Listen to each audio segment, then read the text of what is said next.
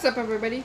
Ghost Girl 007 here, and today's video is going to be a Haunted Reads, episode 9. Today we are going to be reading this. We are going to be reading I Am Haunted, Living the Life Through the Dead by Zach Bagans and Kelly Cringer, if I think I'm saying it right.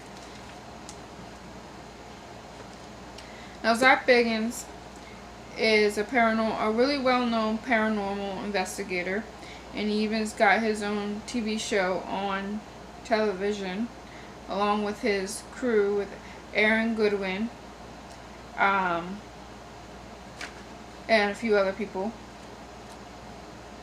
So this is a book supposed to be a little bit of insight about his life, so we're going to dive into this.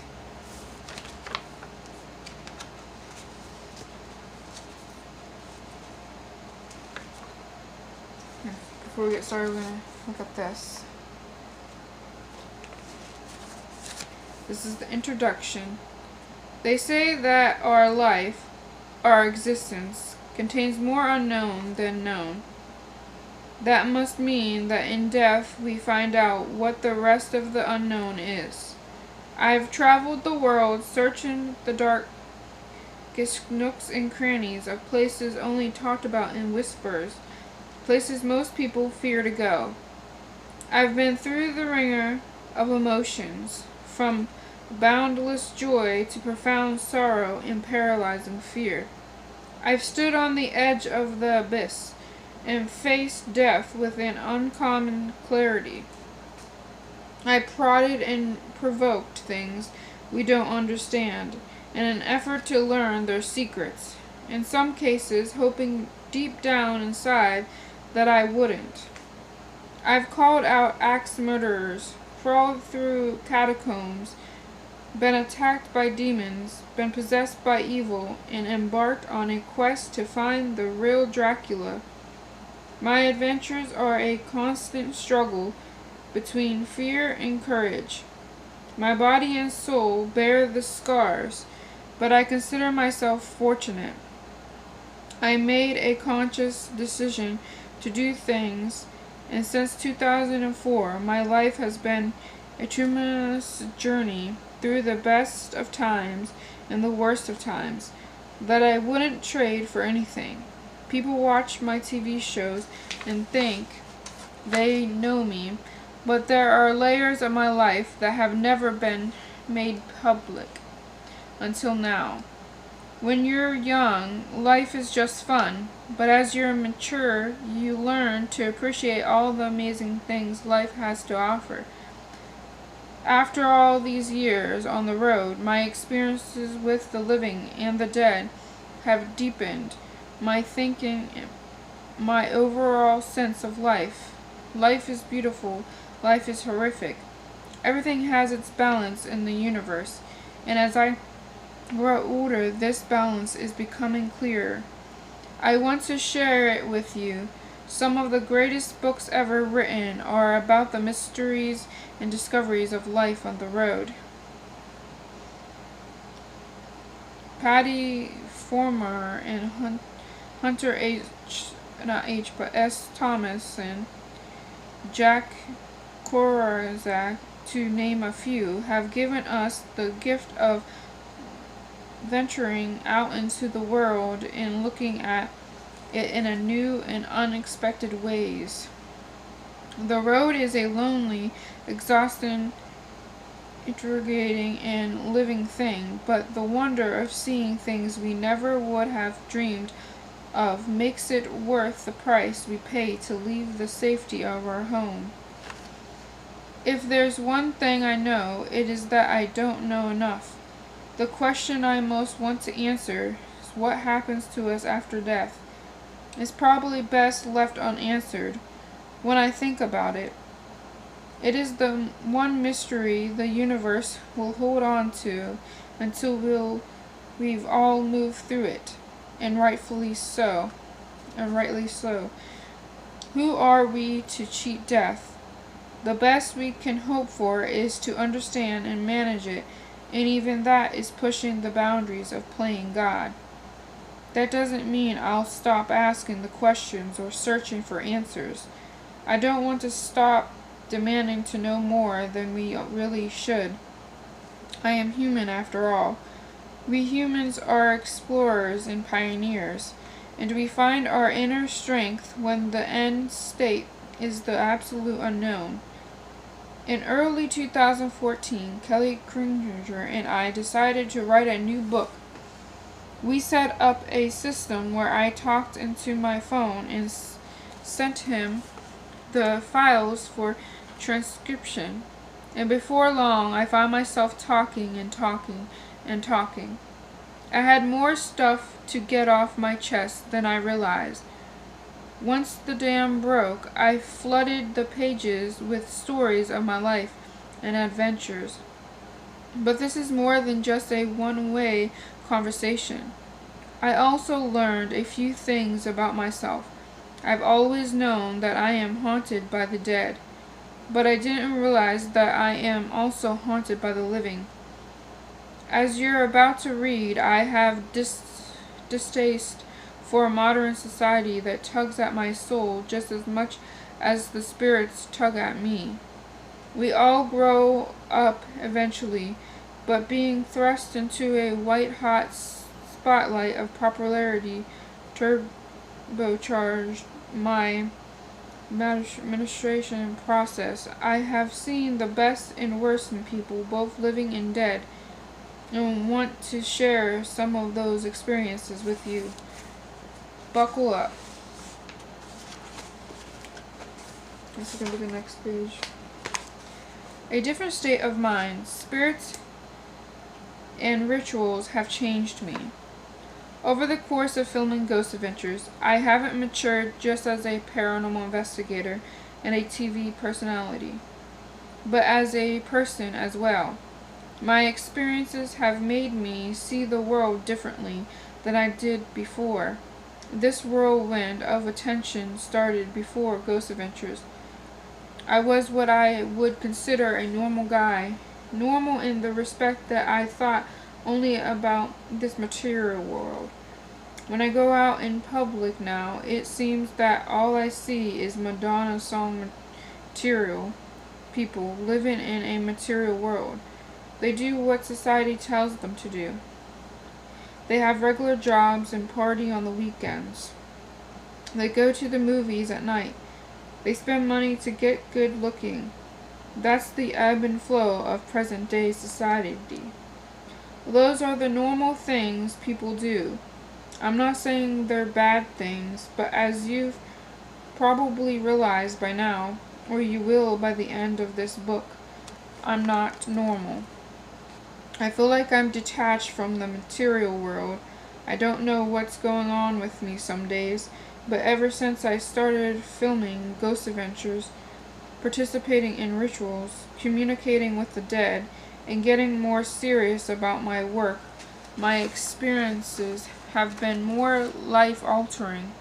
Your typical paranormal investigator will go out and capture EVP, electronic voice phenomenon, do audio recording in EMF, electronic magnetic frequency, readings, take a few pictures, have a couple of experiences, see some shadows, and then go home, and they're back to their normal lives. That's not who I am. That's not what I am all about. Every other week I am at a new location, getting deeper and deeper in touch with the spirit world. When I look back at Nick Groff, Aaron Goodwin, and myself in the early days of the show, I see three guys who would do a lockdown but didn't have any idea what we were doing. We knew what we were supposed to do and what we felt we had to do in terms of our investigations, but we didn't know that much. Now we're in a deeper place, and at times I feel lost in the regular world, even though I have a lot of things I always wanted, which I earned through hard work. I've been able to buy a nice house and cars and support myself without having to worry about paying bills I earned that.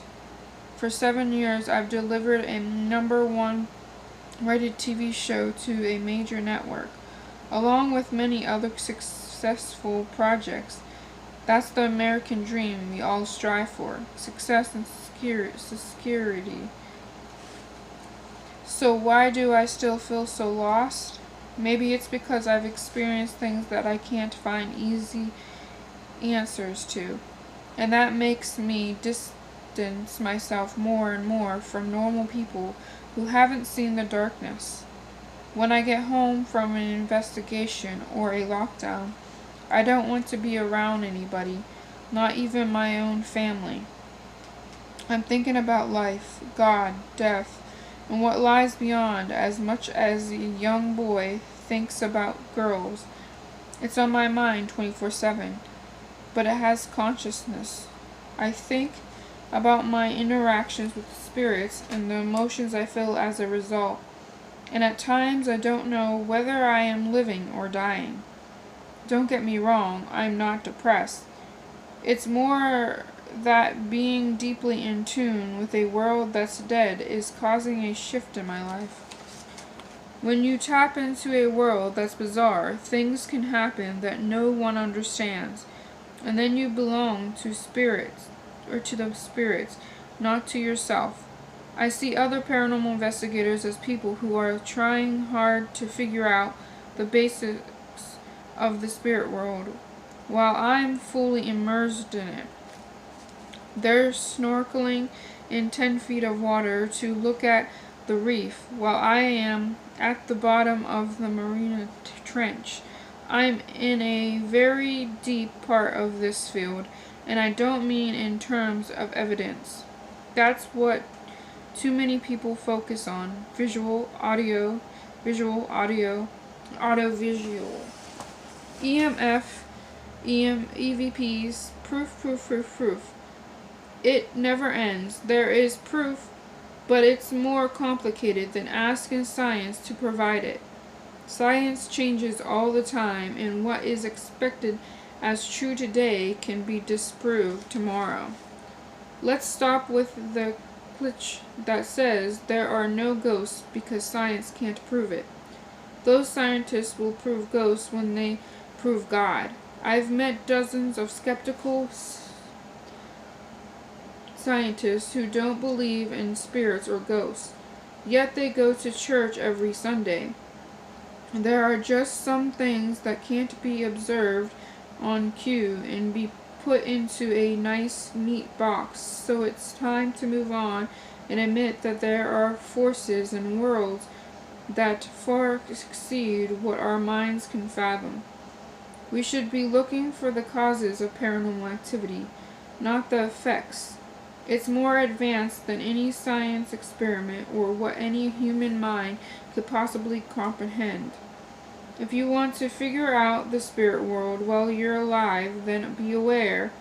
The deeper you get into it, the deeper they may want you, and the more powerful the pull is to find the answers. For some spirits and dark entities, it's one or the other. You stay in the living world and try to figure them out, or you join them to get the answers you're looking for. No living person has the solid answers about the spirit world. Everyone just has their own opinion. It's like religion. It's not proven. It's a belief. I've spent a lifetime discovering what I believe, and all I'm really sure of is that it's a dangerous place, especially when you take part in local rituals. I've done several pagan rituals that called upon the ancient goddesses of death, as well as a witchcraft ritual with a warlock who put a spell on us that we didn't even know about. Christian Day, a powerful warlock who legitimately knows rituals that awaken strange forces, told me to face that he cursed me because he's mischievous. Nick, Aaron, and I participated in 2 rituals with Bloody Mary, the voodoo queen, and Aaron went through the 9 months of hell afterward, which he believes was because of her. This are These are powerful people who specialize in the summoning of spirits as part of their religion. And I don't know them that well. We're not friends. So I don't know if they're doing black magic on us or to harm us or what.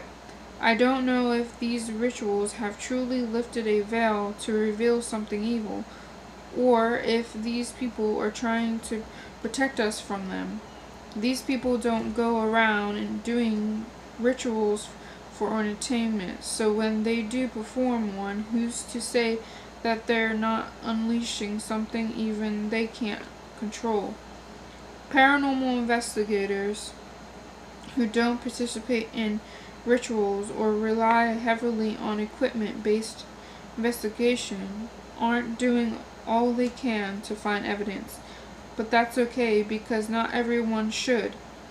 I think it takes certain people who are more deeply connected to the spiritual world to successfully experiment and use rituals in order to knock on unfamiliar doors and establish a direct connection to the spirit world.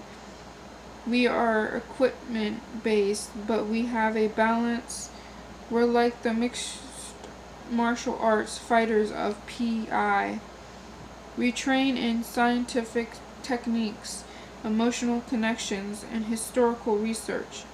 I feel that few other paranormal investigators and TV shows, and let's be clear, I'm not talking about anyone in respect of other investigators and TV shows, go the extra mile to round out their skills, conducting historical research and emotionally opening up to the energy of a location and the spirits found there, or where we shine.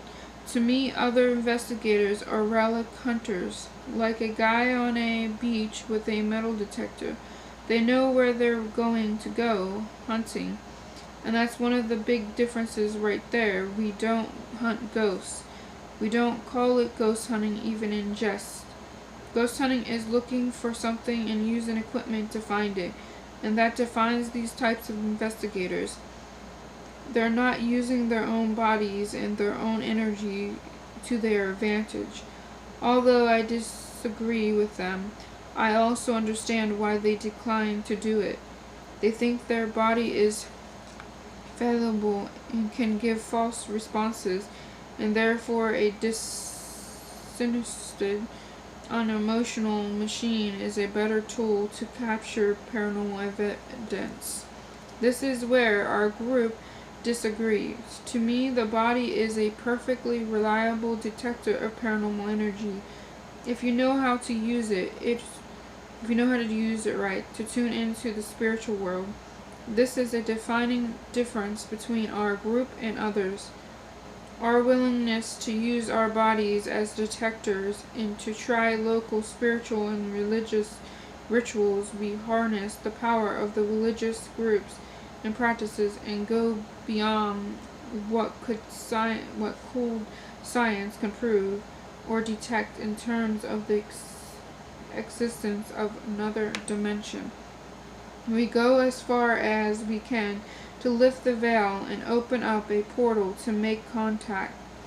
Think about it. If the spirit world is so much more advanced than the material world, then how can science and equipment go beyond known levels to detect it? I believe EMF detectors and multi-spectrum camera equipment can do only so much. They can scratch the surface of the spirit world and catch a glimpse, like a shooting star in the desert. But can all the equipment capture anything when it is sitting still or turned off? No. It has to have a conduit to it to work. It has to be in the hands of a person asking questions of ghosts. When do you do that? You collaborate your energy and prepare the equipment for a peek through the stargate and into the spirit world. Equipment is great, but the emotional connection is incredible. Your body is like a key trying to unlock a spiritual door. We're constantly opening ourselves up while we are using the equipment. Our results with the SB7 spirit box and every other piece of equipment we use are different because we are different from everybody else. When we go into a location together, Aaron and I and Nick in the group, like our own highly piece of paranormal equipment. I like our bodies are completely different from other investigators' bodies because we've spent years learning how to use them to detect spiritual energy and open doorways. We swim into the spiritual ocean while everyone else is snorkeling. I never seen another paranormal show participate in a ritual. That's okay. Again, I'm not trying to speak ill of any other crew, but I don't think they're using all their tools in the toolbox to achieve their goals. We want to open ourselves up and open those portals to make contact. Witchcraft, voodoo, paganism, cults, it's all good. Is it dangerous? Absolutely. It's not an invitation to a birthday party. You never know what will come through once you open that door. We've had an evil creature growl at us from an altar in England after steam manifested from our mouths as a result of the 30-degree temperature drop, which made the witch conducting the ritual so afraid that she stopped the ceremony, something she's never done in decades of conducting ritual. During a voodoo ritual, we captured a digital still photo of the most amazing phantom face in a trinity flame. Bridget Bishop, the first person executed for witchcraft during the Salem witch trials of 1692, gave us her first and last name during a ritual with a warlock and witch, escalating one of the most priceless reactions by a third party in the history of our investigations. It's risky, but if I feel that these spirits and rituals will do me harm, or if I have any indication that they're going to permanently damage my body or soul, will I stop? Yes. I have things I want to do in this life. I've been through hell, I truly have. At one point I had nothing. I was totally lost because I couldn't do a 9-to-5 job. It was meaningless to me. I wasn't contributing to a bigger part of life, and I knew that there was something more inside me. I love what I do now more than anything else I can imagine. It is necessary to participate in rituals to try to find the secrets of the spirit world. I think it is. If you're not willing to face the danger to see what kind of response you get, then you're not as serious as we are. These rituals have made us different people, but that's our choice. You have the passion to go further in this field. We're willing to take the risk, and that's what makes us different. But it has consciousness. As I grow older, I pay more attention to the effects of exposing myself to demons, evil spirits in the most haunted locations around the world, overdosing on energy while opening myself up to it and calling upon it.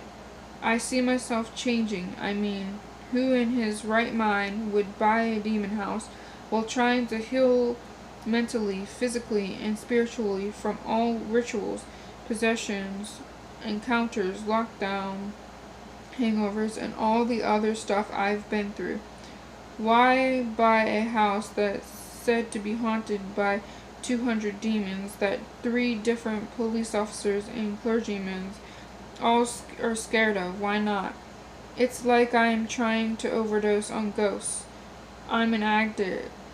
Your average person won't go into a place full of negative energy for fear of attacks, attachments, channeling, possessions, or whatever. but I can't stop exploring them. I understand that my health is at risk. I understand that I am being affected. I am dealing with physical issues because of it. I'm dealing with mental issues because of it. I'm dealing with spiritual issues because of it. Yet I'm totally addicted to this film. I want that next big experience no matter what the cost. Maybe that's why I am bored with the material world. Everything is just stuff to me. Cars, houses, clubs, gambling, that's all it is here in Vegas to me. A lot of this stuff is cool, but it's boring too. I enjoy creating good memories with family and friends. That's the part of life I like the most. Most people have a preconceived notion of what life is and what is expected of them. But after seeing all the things I've seen and knowing what lies beyond this life, my attitude has changed. I am not a slave to a schedule or to the other person's expectations. People are so programmed by society, the tabloids, and the internet, and like that they take the wrong things as truth and let themselves be puppets. They let the media tell them who's important until they find themselves worshiping the Kardashians and Bieber, or whoever in the press is in the press this week. The lords of fame drive the herds of the sheep. Every day you hear about their lives and who they're marrying or what they're drinking and who the hell are they? What are they famous for? Paris Hilton, Kim Kardashian, what have they ever even done in life? Why are we supposed to obsess over these people? Why does the media force feed us the bull inside of the phrasing more worthy and talented people like war heroes? Why do they treat untalented people like royalty? They have no backstory of overcoming adversity or accomplishing great things. Yet they're hounded by the paparazzi and thrown in our faces every day. I'm ranting, but I want to look beyond the greed, hate, and negativity. I want to believe that there is a world without the deadly sins. Society is judgmental, and there are times when I don't want to be a part of it. I feel like I've been thrown into a river, and I just want to swim to the shore and get out. I stare back at the water and watch everything go by, yelling, "Jump in!" But I don't want to. I want to stay on the shore and figure out what's hiding in the bushes. I'm not saying I want to die, but I do want to peer into the jungle and discover what's out there while everyone else floats by on an inner tubes, blissfully unaware that they too will end up on the shore someday. We all do. Some of us will be more prepared than the rest. When you venture off into uncharted areas, what will people do? They'll tell you, no, you have to join us. You have to be part of society. Life moves fast, and I choose this field, so I can see what lies beyond it when it's done with me. Overexposure to the spirit world has made my thoughts deeper and clearer, and my emotions much greater than I have ever expected them to be. Take my hand and I'll show you. So that is a picture. So that is the video for today. So if you like this kind of video, just like and subscribe and comment and let me know what you think about this video. And until next time, guys, keep up with the spooks.